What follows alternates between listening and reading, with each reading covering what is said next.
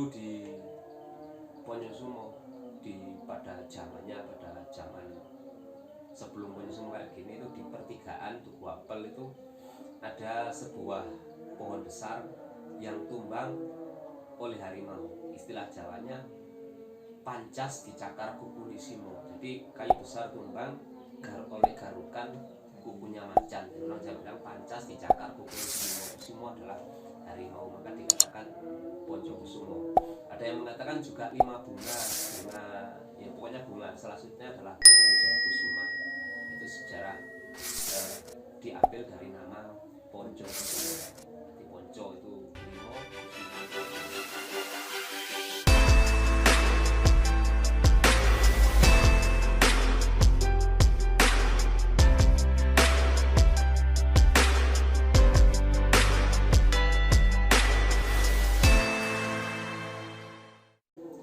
Assalamualaikum warahmatullahi wabarakatuh. Waalaikumsalam warahmatullahi wabarakatuh. Salam sejahtera bagi kita semua.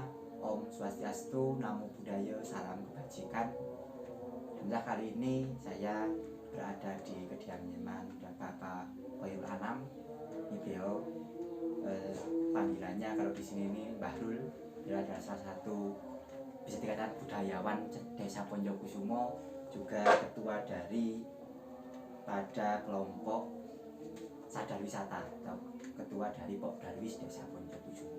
Nah, di sini saya dari mahasiswa Universitas Wiswaswada Malang, dan di sini saya ingin sedikit bertanya-tanya, berbincang mengenai Desa Ponyokusumo.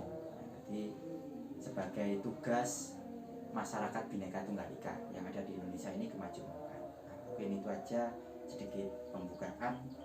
Langsung saja di sini saya akan berwawancara kepada beliau, yaitu tentang asal usul Desa Ponyokusumo.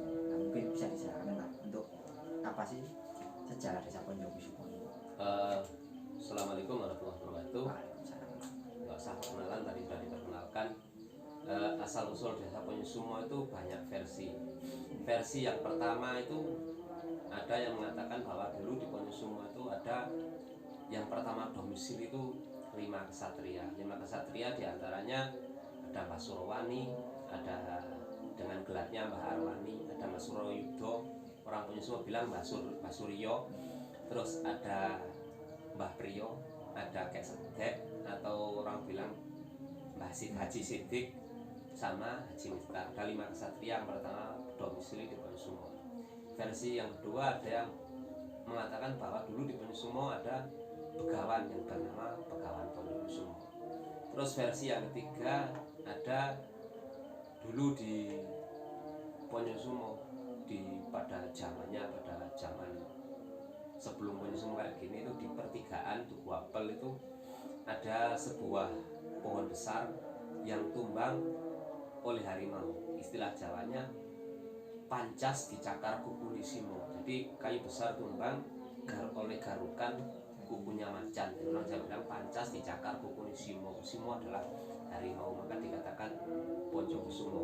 Ada yang mengatakan juga 5 bunga ya pokoknya bunga selanjutnya adalah bunga Wijaya Kusuma. Itu sejarah diambil dari nama Ponyokusumo. Jadi Ponco itu 5, Kusuma itu bunga.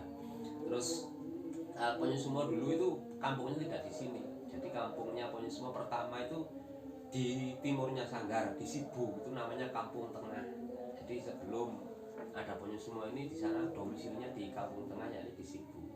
Terus di sana merasa mencari air ke Sungai Lesti terlalu jauh, terus pindah di Watukuwung, di utaranya Taman Lesti gitu. Nah, jadi di sini ada watu namanya Watukuwung, karena di situ kalau misalnya hujan, kena bias sinar matahari, di situ seperti kuwung. Jadi mitosnya sih ada naga minum air, tapi kalau secara ilmiahnya jadi pancaran matahari yang kena biasnya air sehingga terlihat kuwung. Kuwung adalah pelangi. Nah, itu mungkin sekilas Ponyokusumo. Kalau keturunan Ponyokusumo itu Mbak, keturunan kita dari suku Jawa, ada yang kita di suku Tengger gitu. Ya, kebetulan Ponyokusumo ini juga salah satu sukunya ada. Sebenarnya banyak sih versinya. Ponyokusumo juga ada keturunan Jawa, ada dengan keturunan Tengger. kenapa demikian keturunan Tengger? Ya memang Ponyosumo itu termasuk istilahnya masyarakat suku Tengger. Dilihat dari apa? Bahasanya. Hanya kita masih menggunakan bahasa Tengger. Jadi dulu kisahnya sih, pada waktu itu ditugaskan tentara Majapahit yang disuruh mencari saudaranya ke Tengger. Nah, makanya di sini loh, sampai lari ke arah selatan.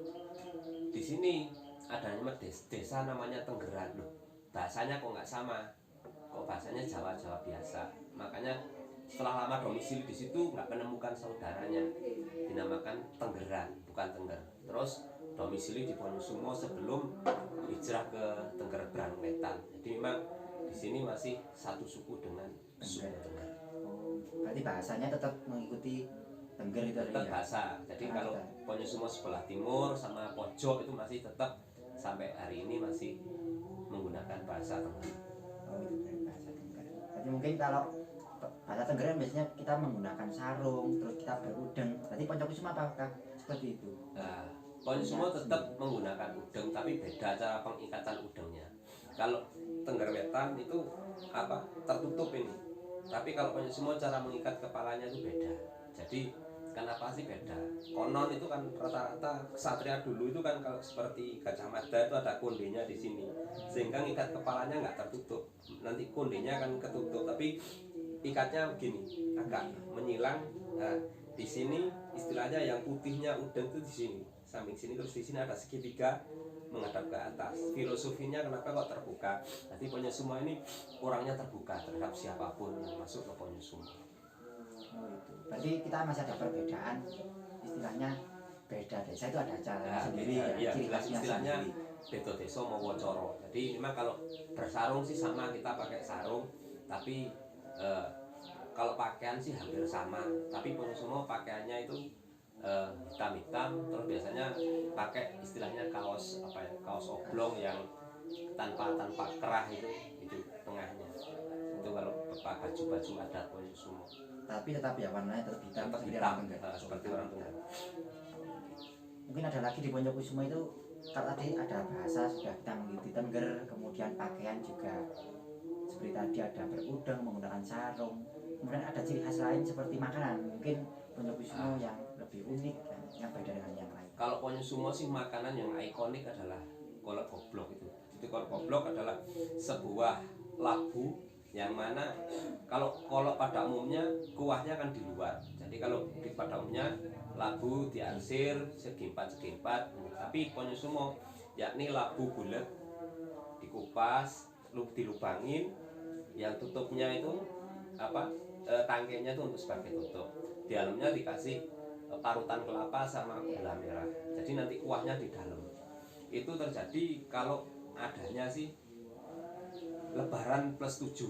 Itu istilahnya nyelameti Rajakaya. Jadi orang-orang pada masanya, orang yang punya hewan piaraan itu istilahnya selamatan untuk nyelameti Rajakaya, baik itu sapi, kambing, kuda dan lain sebagainya.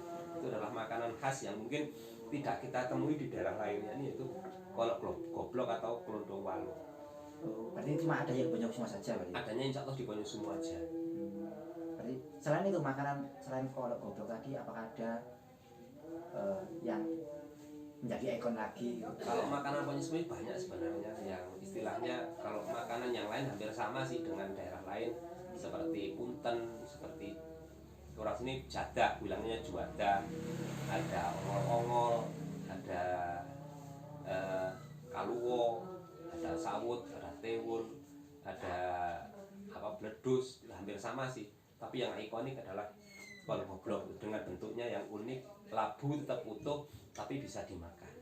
Jadi adanya 1 tahun sekali pada saat waktu Lebaran dapat 7 hari untuk istilahnya. Tapi ada anunya.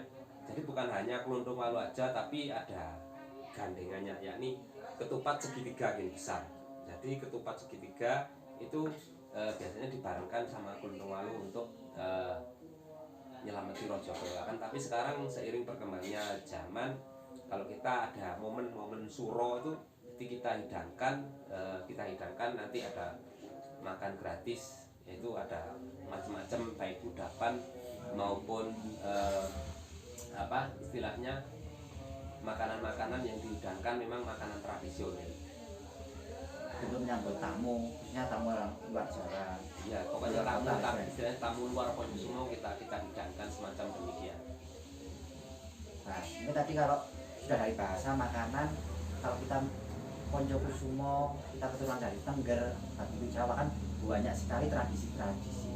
Nah mungkin apa saja sih tradisi yang ada di Ponyokusumo? Kalau dulu kalau istilahnya tradisi Tengger istilahnya kayak karo.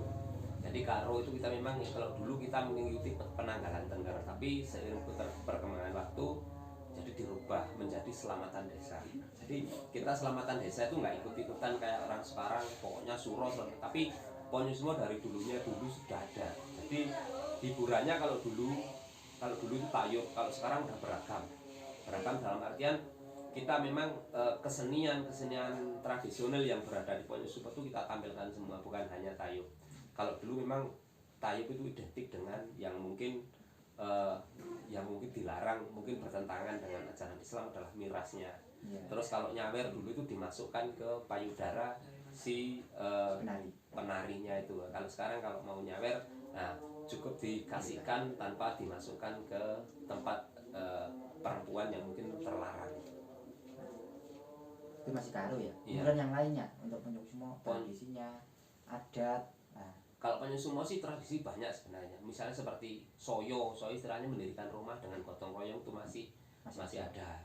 Terus kalau masa kecil dulu, masih kecil saya itu istilahnya monjo pun juga saya. Jadi monjo jagung istilahnya itu istilahnya nyuruh tetangga, itu juga ada selamatannya itu. Terus juga ada orang selamatan mau panen. Jadi istilahnya ngolongi biar golong gumolong, dalam artian biar berkah. Jadi setiap mau panen apapun mesti ada golong. Jadi di situ. Terus lagi ada selamatan bayi, istilahnya selapan atau kadang sepasar. Jadi selapan itu istilahnya ada yang bilang kerik dan lain sebagainya. Itu nyelamatin bayi yang baru melahirkan. Jadi kalau di Ponyosumo misalnya begini, ada anak lahir, terus yang istilahnya yang besok anak lahir itu berapa jumlahnya, yaitu istilahnya kita ngasih berkat atau ater-aternya sejumlah siapa yang ngasih, yang istilahnya datang itu. Misalnya ada 1000 orang, ya 1000 orang itu yang diteri istilahnya. Itu ketika dapat berapa hari ketika bayi lahir? Biasanya tuh 8 hari. Oh, berarti 1 bulan 6 hari. 6 hari ya.